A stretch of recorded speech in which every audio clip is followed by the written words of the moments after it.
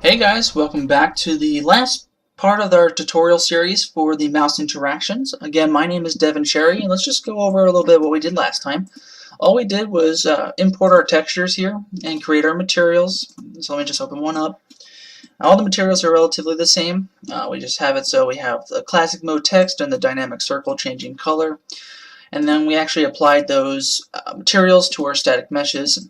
And here are the final results for our meshes. So with that in place, all we have to do now is create our blueprint actors that we can put into our scene and actually interact with our mouse. So let's go into our blueprints folder. Let's right click, create a new blueprint, and this one's going to be an actor blueprint. I'm going to call this BP underscore classic mode underscore button. Let's double click on that.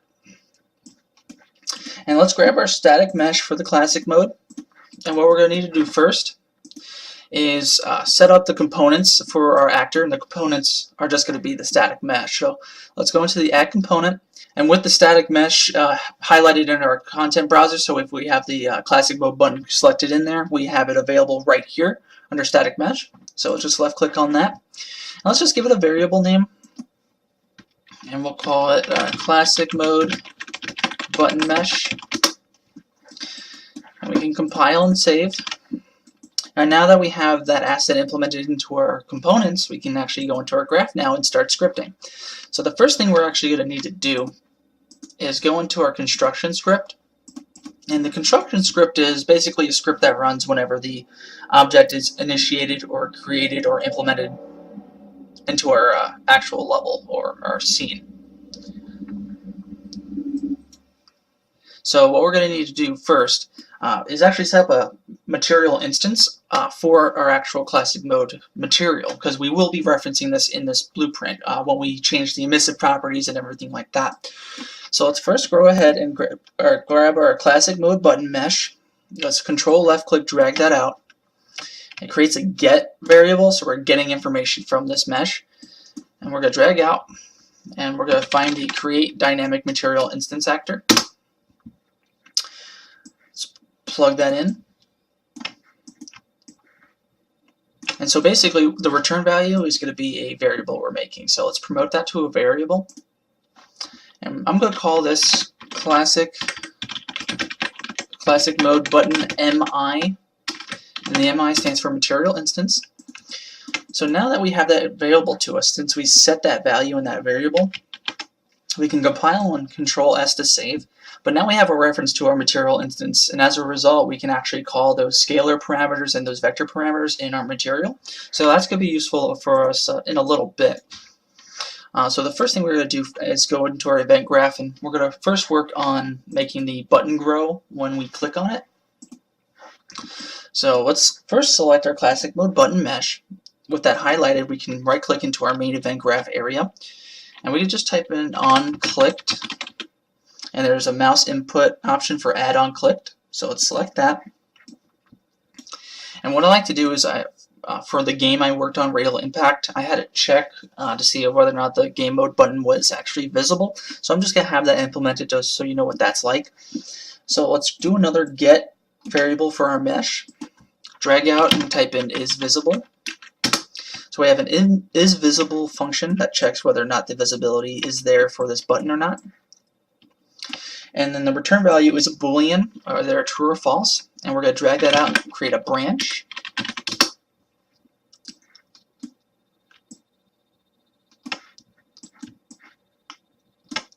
So if the actual mesh is visible, the true is going to execute. If it's for any reason hidden, like if we decide to hide it later on, the false would fire. But for right now, the true should fire since it's not invisible.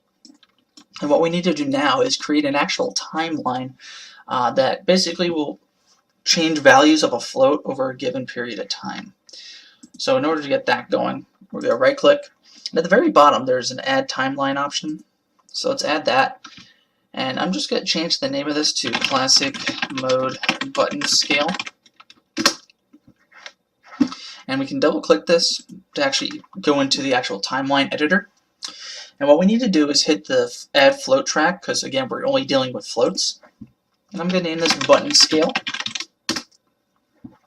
And up here at the length, we're just going to change this to 0.50, just half a second. And now we need to add 3 keyframes. In order to add a keyframe, we can hold down the Shift key and just left click in the timeline here. So I'm just going to add them here. And once you add them, you can actually just left click on them and manually edit their values. So for the first keyframe, it's going to be at time 0 and value 0. For the middle one, its time is going to be at 0.25. And its value is going to be at 1. And then for the last keyframe, it's going to be at time 0.5 and value of 0. And then we can hit these zoom to fit horizontal and zoom to fit vertical buttons here, just so we see the full timeline. And last but not least, we're going to control left click to highlight all 3 of the keyframes. And then we can just right click on one of them, and we're going to change its key interpolation to auto. That way we get a nice smooth curve. So basically what this is doing is taking a float, going from 0 to 1 back to 0 within 0.5 seconds.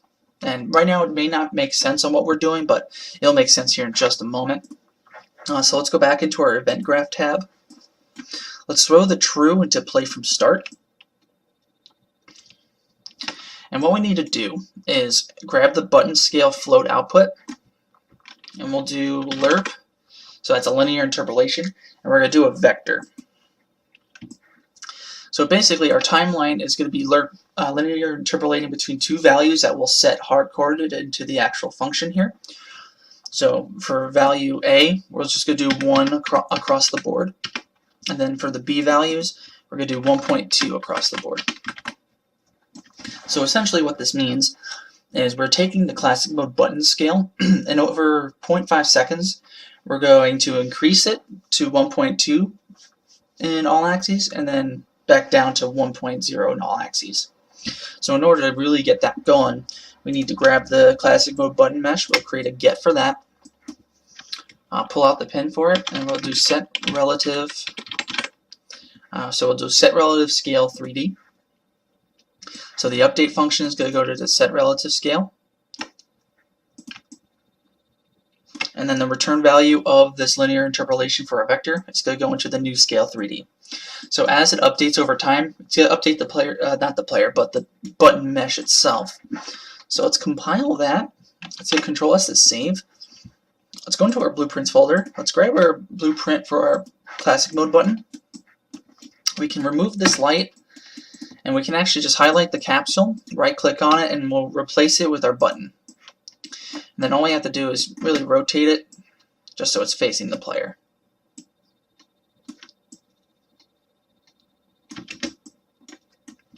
So let's hit Control S, and now if we hit Alt P, if we click on it, it's going to grow in size. And again, that's because we set our player controller to allow clickable events as well. So we know that's working. So next, what we need to do is the mouse over events, where we change the emissive properties of the buttons themselves. So let's grab our classic mode button mesh. Let's just make sure it's highlighted. Now let's right click, and we're going to need an event called onBeginCursorOver. So add onBeginCursorOver. So this is an event that fires once the object recognizes that the mouse cursor is over it. And we're going to copy and paste this conditional options here for the it is visible. Let's connect those guys. And now we need to create a new timeline here. So let's right click, scroll all the way down, and there'll be a timeline there. We'll name this one Classic Mode Button Emissive Flash. I like to make these as detailed as possible as well for their names. And for the true, we're going to plug that into play from start. And now we can double click this timeline. And again, we're going to be dealing with floats. So let's add a float track, and we'll call this Emissive Flash. It's only going to be 0.2 seconds. And it's only going to be 2 keyframes. So again, hold down Shift and left click to make 2 keyframes. Manually edit so that the time value and the actual value are both at 0 for the first keyframe. And then the second keyframe is going to be at time 0.2 and a value of 1. And then we can zoom to fit for horizontal and vertical. Let's control left click both of these so they're both highlighted. Right click on one and change it to auto like we did before, just so it's a smooth curve. And that's really it for this. So let's go back into our main event graph. And this one's actually going to control the emissive properties of our material. So there's going to be two properties we're going to be messing with. One's going to be the actual classic mode text intensity, and the other one's going to be the actual button intensity. So let's first drag out from our emissive flash float output. Let's do another lerp, and it's just going to be a normal lerp for floats. And all we really got to make sure of is that the actual emissive flash is being put into the alpha. And I want this to linear interpolate from 3 to 6. And if you remember, our parameter for our button text intensity should be set at 3 by default. So we're going to have the text intensity, so the word classic mode, it's going to go from a 3 brightness to a 6 brightness over 0.2 seconds. And then we're going to copy and paste this, drag out again for the alpha, and we're going to change this from 2 to 12. So A2 and then B12. And if you remember, the button intensity by default is at 2, so then we're going to increase that to 12. And that's all going to happen within 0.2 seconds.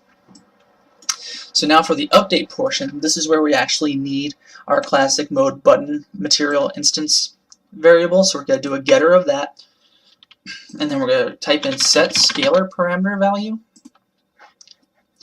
throw into the update. So the first value is going to be the result of the first linear interpolation here. And then for parameter name, if we remember how we named it, it's classic mode button text intensity. And then we can just copy and paste these two. And then from the output here, we're going to put this into the input just so they're all following the same flow. So it's going to update these two at the same time. Excuse me. And then we're going to throw in this return value into this value here. And we just need to change the name for the second scalar. So we're doing classic mode button intensity.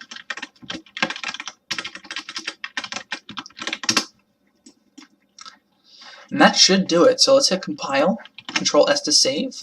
Let's go into our scene, hit Alt P to play. And if we hover over this, it should get brighter.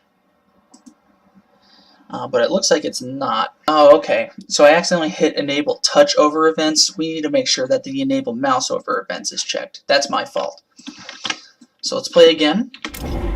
There we go. Awesome. So we got that working. So that was a hiccup on my end here. So again, on the first video, I said to enable the mouse over events. I accidentally enabled the touch over events. So make sure that you have that selected. That way we don't run into that problem. But now that really ends that blueprint. We don't really need to do much for it now. So what we can do here is just Control W the blueprint, create a duplicate of it. Let's call it BP_time trials button. Double click on it. And first we need to go into a Components tab, and we really just need to replace the static mesh here. So let's go into our static mesh, go to the Time Trials button, and over here under static mesh we can just replace it. And we also want to update the name of the actual mesh. So variable name, we'll change it from Classic Mode Button Mesh to Time Trials Button Mesh. In our graph, we're going to go ahead and we just need to update the material instance as well. So let's delete that. Let's also delete the material instance. Even though it's in use, we're going to remove it. And all we're going to do is pull out this pin again, promote to variable, and we'll call it time trials button MI. Go into the event graph. First, on the OnClicked for the classic mode button mesh, we're going to delete that. Select our time trials button mesh, right click, do OnClick. So re-add that event. And we're going to rename the classic mode button scale. We're just going to hit F2 on it, and we're just going to change it from classic mode button scale to time trials button scale. And let's see, let me select the time trials button mesh. Let's right click on this event. Does it allow us to update to it? No, it doesn't. Okay. So let's delete the on-begin cursor for classic mode button mesh, reselect the time trials button mesh, and do begin cursor over, re-add that event. Same thing goes for the on-end cursor.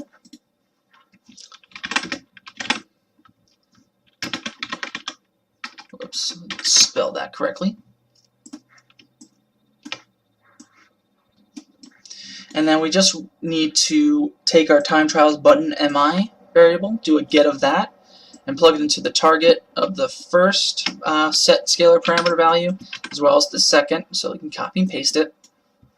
Let's also change the name of our timeline here again. So instead of classic mode button emissive flash, we'll just call it time trials button emissive flash. And then let's go into our material for the time trial. Now let's just copy and paste the name. So time trials button intensity. Let's go back into the blueprint right there, and then for the text as well. Now we should be able to compile, save, and let's grab our blueprint for the time trials button. What we can do here, let's just back this up a little bit. We can create a duplicate by alt left click dragging, and then just right click and then replace that with the trials button. You can Control S to save, hit Alt P to play, and as we can see, it highlights, it grows an emissive, and if we click on it, it gets bigger. And so does this one. So all we have to do now, let's first just create another duplicate, just so we have it in place. We basically got to do what we just did for the time trials button, but again for the waves button. So we'll do that one more time. Control W, create a duplicate of the blueprint, name it BP underscore waves mode underscore button. Double click on that. Let's first update the static mesh. There we go. And let's also update the variable name. So instead of time trials button mesh, we'll call it waves mode button mesh. Compile that. Go into our graph. Go into our construction script first. Let's delete our material instance for time trials and delete the actual variable in our My Blueprint tab. Let's pull out this pin again, and we'll do promote a variable, and we'll call it waves mode button MI. Compile that. Go into event graph.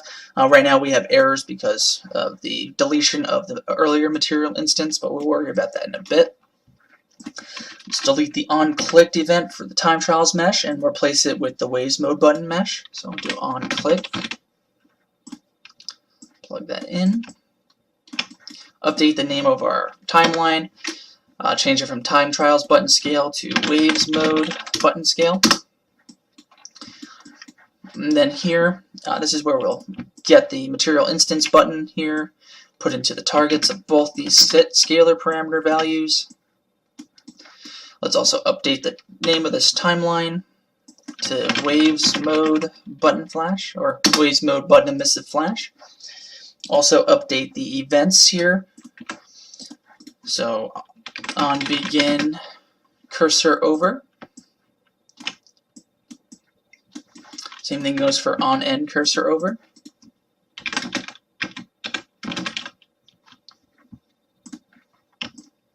Plug that into reverse from end. And then let's go into our waves mode material. Copy verbatim the names of these scalar parameters to make sure they're correct.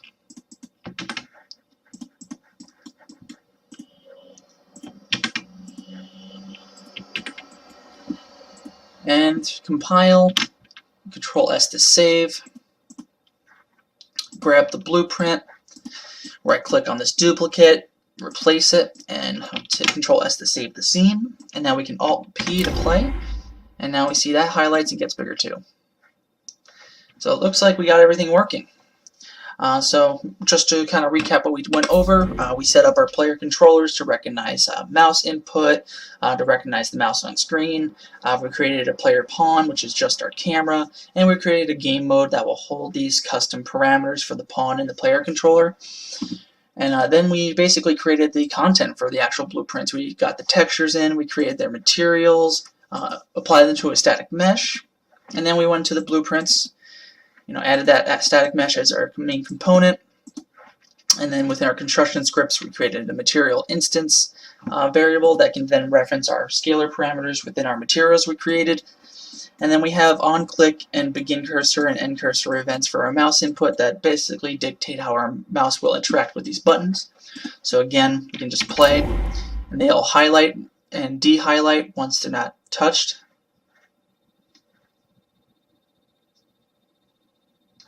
And there you have it. So that's how you can get basic mouse interaction within Unreal Engine 4 with blueprints. So I do hope you learned a lot. I want to thank you guys for watching. Again, my name is Devin Cherry. You all have a good one. Bye.